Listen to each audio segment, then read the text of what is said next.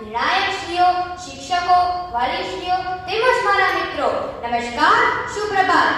હું પટેલ ખુશી Shrimati આર.એસ. Kalariya primary school અંગ્રેજી માધ્યમના 7મા ધોરણના વલ્લભી વર્ગમાં અભ્યાસ કરું છું. આજની ગુજરાતી વક્તૃત્વ સ્પર્ધામાં મારો વિષય છે આધુનિક સાધનો, શાપ કે આશીર્વાદ. આધુનિક સાધનો એટલે સરળ શબ્દોમાં કહું તો તકનીકી આધારિત એવા ઉપકરણો કે જેને આપણા જીવનના તમામ પાસાઓને બદલી નાખ્યા છે. આનાથી પણ સરળ શબ્દોમાં કહું તો સંદેશાની આપ-લે કરવા થતા ડાક, ટપાલ કે પેલા 2 રૂપિયાવાળા ડબલાથી લઈને મોબાઈલ ફોન સુધીની સફર, પાટીથી લઈને લેપટોપ કે ટેબ્લેટ સુધીની સફર. આપણે સૌ એવા યુગમાં જીવીએ છીએ કે જ્યાં તકનીકી એ આપણા રોજિંદા જીવનનો અભિન્ન ભાગ બની ગઈ છે, જેણે આપણા જીવનને એકદમ સરળ અને ઝડપી બનાવ્યું છે. મોબાઈલ ફોન્સ અને આર્ટિફિશિયલ ઇન્ટેલિજન્સ આધારિત એવા ઉપકરણો આપણને એકબીજા સાથે વાતચીત કરવાની, કામ કરવાની, અરે જીવન જીવવાની રીતને જ બદલી નાખી છે.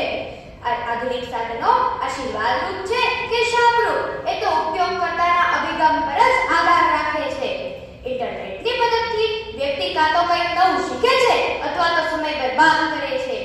શાપ કે આશીર્વાદ એ એક જ સિક્કાની 2 બાજુ જેવી સ્થિતિ છે, જેનું વર્તમાનમાં બહુ ઉમદા ઉદાહરણ છે ટેકનોલોજી એટલે કે તકનીકી. આ વાત જણાવતા આનંદ સાથે ગર્વ થાય છે કે સાલ 2024ના છેલ્લા દિવસની પૂર્વ રાત્રિએ ઇસરોએ SpaceX એટલે કે space docking experiment mission rocket launch કર્યું હતું. અને જો આ મિશન સફળ થશે તો આમ કરનાર ભારત 4થા ક્રમાંકનો દેશ બનશે. આધુનિક સાધનોએ આપણા જીવનને સુવિધાયુક્ત બનાવ્યું છે, ત્યાં તે જ તકનીકી અસંયમિત ઉપયોગથી મુશ્કેલી કે નુકસાનનું કારણ પણ બને છે. અણુ પરમાણુ શક્તિથી ચાલતા સાધનોની શોધ આમ તો વિજ્ઞાનની પ્રગતિનું ઉદાહરણ છે, પરંતુ તેનો ખતરનાક ઉપયોગ માનવજાત માટે અભિશાપ સાબિત થયો છે. આપણે સૌ જાણીએ છીએ કે હાલ રશિયા અને યુક્રેન વચ્ચે છેલ્લા 3 થી 4 વર્ષોથી યુદ્ધ ચાલી રહ્યું છે. અહીં કોઈ એક દેશ સ્વરક્ષણ અર્થે બીજા દેશ પર બોમ્બમારો કરે છે ત્યારે તેના કારણે લાખો નિર્દોષ લોકોએ જીવ ગુમાવવા પડ્યા છે. તો ત્યારે આવા સાધનો અહીં અભિશાપરૂપ નીવડે છે. તો આજના મારા આ વક્તૃત્વ વિષયમાં આધુનિક સાધનો આપણા જીવનમાં કઈ રીતે આશીર્વાદરૂપ બન્યા છે અને કઈ રીતે શાપરૂપ તે જણાવીશ. આધુનિક સાધનોને આશીર્વાદરૂપ માનવાની પાછળ વિવિધ કારણોમાંથી મુખ્ય કારણ એ છે કે તેણે આપણા રોજિંદા કાર્યોને એકદમ સરળ અને ઝડપી બનાવ્યા છે.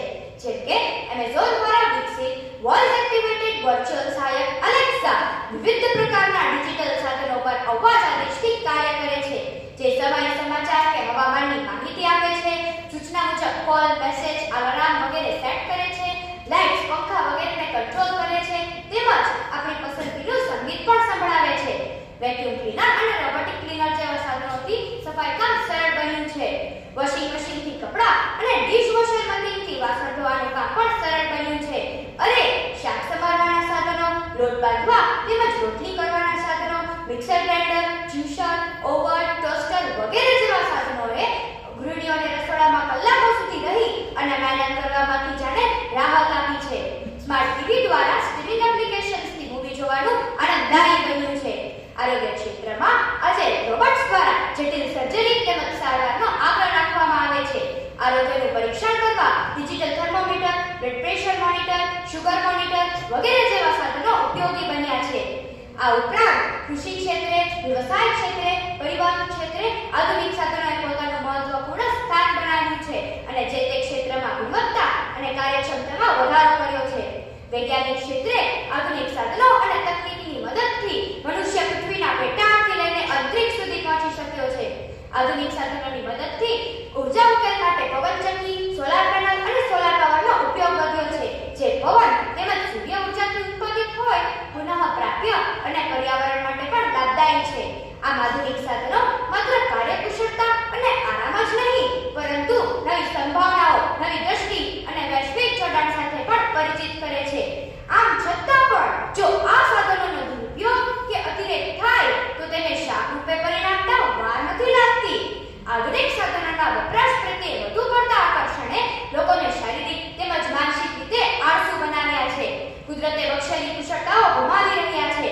સોશિયલ મીડિયાના માધ્યમથી મોબાઈલ ફોન દ્વારા મનુષ્ય